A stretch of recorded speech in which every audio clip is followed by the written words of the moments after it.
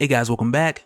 So now we're getting back into the Joker series, which we've kind of been easing our way back into, but with catching up with it recently, I've noticed that this situation has escalated quite a bit, so I figured we'd get a couple more of these in. So with that said, let's get into it. But first, if you're new to the channel, be sure to subscribe to catch the spills every week, and don't forget to hit that bell up top, so we can squat up in the comments for the first hour.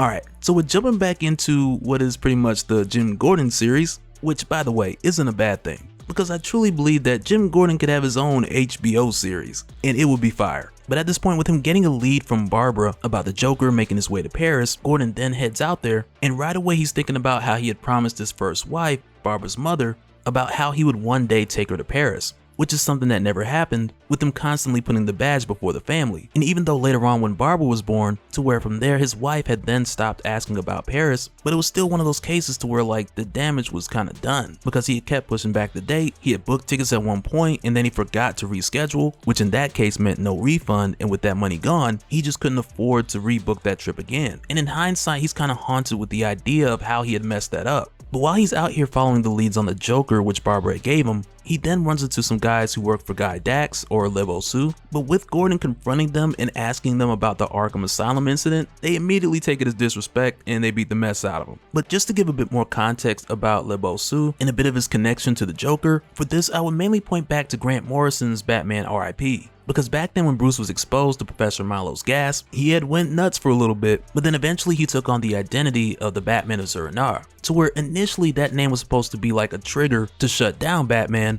but this alternate Batman was the product of something that Bruce had put in place in order to still get things done if there was an attack on his mind. And with doing so, it was like a short-term solution that was set up to where the logical portion of his mind, it would show up as Batmite and follow him around being the voice of reason and more or less ground him from just completely going off the rails. At least until he went to Arkham and his voice of reason was like, I can't go in there. But it was also at this time within Arkham when Lebosu had freed the Joker, and he expressed to the Joker how much he had envied him and admired him, because for Lebosu, that identity that he had created, he believed that was the true him underneath the identity of Dr. Guy Dax, the respected neurosurgeon and family man. So with expressing these things to the Joker, he was more or less just like, well, let me show you my transformation. But after doing so, the Joker had pretty much just sliced the dude's face up. But with this being the case, like from Gordon's perspective, it's understandable why he would question the men of Lebosu, but then at the same time, it's kind of understandable how Gordon got the response that he did. But then after this dead end, he then goes back to his fancy hotel in order to kind of sort things out and figure out the next step. But even with him staying in a place so nice, for one, he's doing it because Barbara insisted, but also with Gordon coming here, he knows that he stands out. And really more so in the case of the people here with money knowing that he's not somebody who really usually got money. And that alone just reminds him of like black tie events in Gotham, where the more wealthy and the higher ups, they would smile in his face but not really respect him at the same time, and it still bothers him. But then it's also here where Barbara checks in, and she fills in Gordon on what she's found on her end, which at this point hasn't been a whole lot, because for Barbara, ever since she announced her return as Oracle from Joker War, a lot of the sources where she would get information from, they had just doubled down, tripled down on security, because they're like, oh, Oracle's back, let's not get hacked. So for that reason, for her now, it's a bit more difficult for her to get information. But when she shares with her father what she's found, she lets him know that she's made a ton of calls, and all the information points towards something strange going on in Santa Prisca. Because after years ago when Bane overthrew the military and sent into place a number of new generals, but since his death, things have kind of gone back to the same old way. And at this point, nobody's clearly making the claim that they've taken his place or that they're running Santa Prisca, but with the way things are being run, it kind of gives Barbara some ideas. And at this point, she's talked to Batman about getting someone out to get feet on the ground, but even still, the lack of information is disturbing with this new female Bane popping up, as well as there being no solid evidence to Santa Prisca having the ability to just up and make a brand new Bane.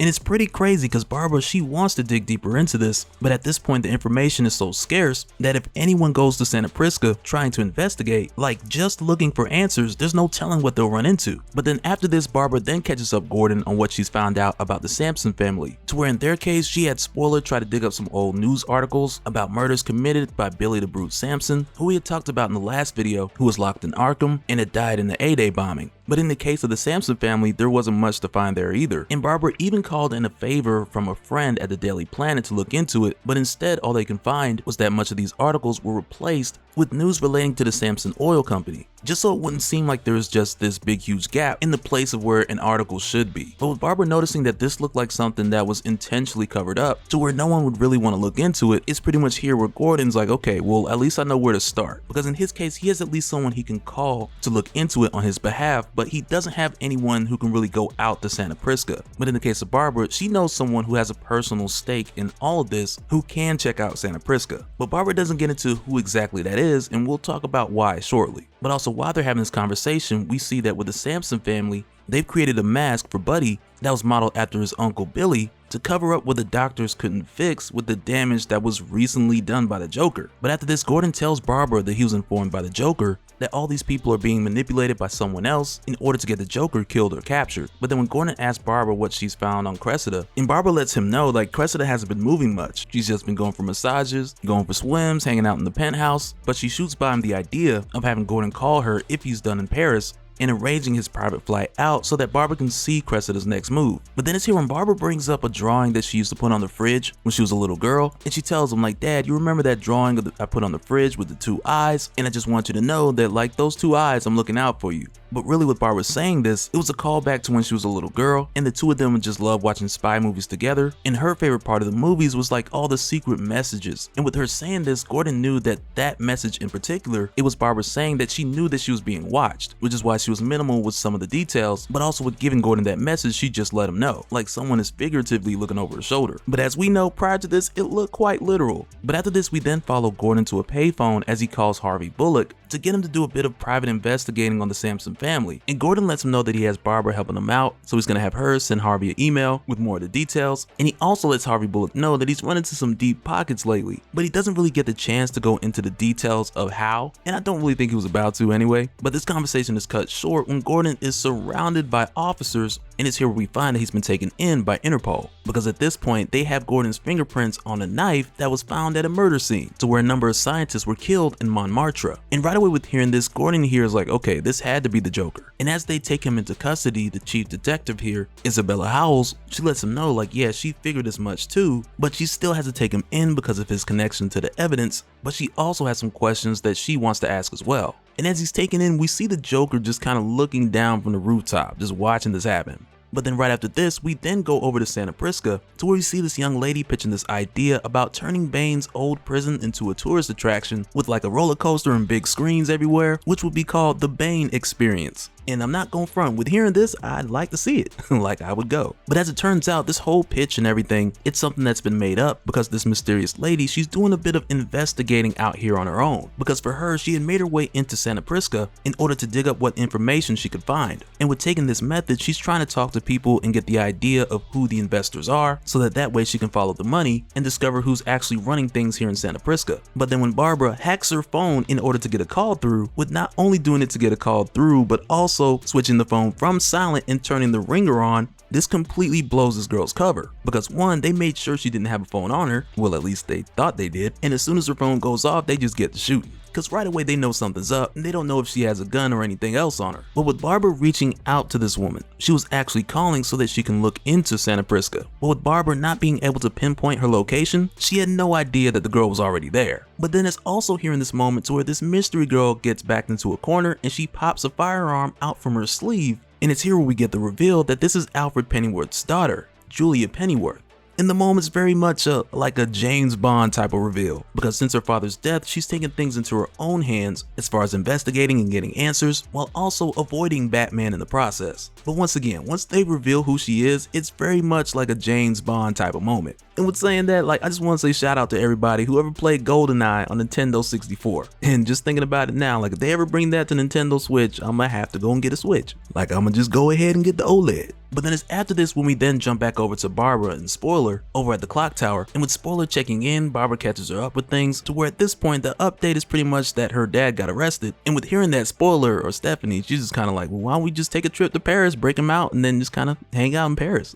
But Barbara's kind of just like, no. But Barbara more or less has the idea that her dad's not being charged with anything, so she kind of looks at it like one of those things that they should more or less just kind of let blow over. But as far as the situation with Barbara having Cassandra Cain watch over Cressida, not much has happened with Cressida for days, so Barbara just told Cassandra that she could leave and she'll let her know if there's anything else that pops up. But while Steph and Barbara are here talking, they notice on the cameras that Cressida, she's gotten dressed up and she's walking towards the camera while looking directly into it. And right away Steph was like, okay, something's wrong. And it's right here where the Talon pops up, who we've seen hiding in the corner for like the past 2-3 issues. And right away Barbara, she tries to do a shutdown on the clock tower, but it doesn't work. And when she goes for her equipment, she notices that it's been sabotaged too. But nonetheless, she goes for a batarang, which this guy didn't mess with, which first of all was just a huge mistake, because out of everyone, Barbara is well known for having impeccable aim with a batarang. And she catches this dude right in the neck with it. But then right after that, Cassandra Cain, she then drops in. And when she drops in, I know a bunch of you guys are probably just going crazy, because I know a number of you are hoping to see Cassandra Cain in the Robin series, but man, like when she shows up here, when she comes back to the clock tower, she lets this Talon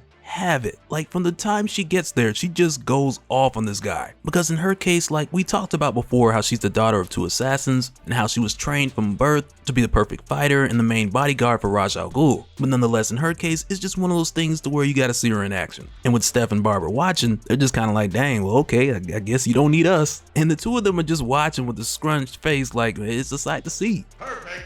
But with all this happening, and this Talon being shaken up pretty bad to where he just makes a break for it and jumps out the window, Barbara notices that this particular Talon was in pain, which is odd because Talons aren't supposed to feel pain. And Barbara confirms this with Cassandra because she was literally trained to analyze her opponents on a ridiculous level, and Cassandra more or less confirms like, yeah, he gonna cry in the car. And I'm paraphrasing. But with this happening and Barbara getting back to the computer and noticing that Cressida is gone, it's then here where they put together that the Talon was just a distraction. But even still, with this happening and Cressida getting away, they now know about Cressida's ties to the Court of Owls. And so now real quick, I want to give a special shout out to all the patrons. Thank you guys for all of your support. And for anyone who's new here, who wants more information on how to support the channel, I got a link below so you can go to patreon.com/dopespill.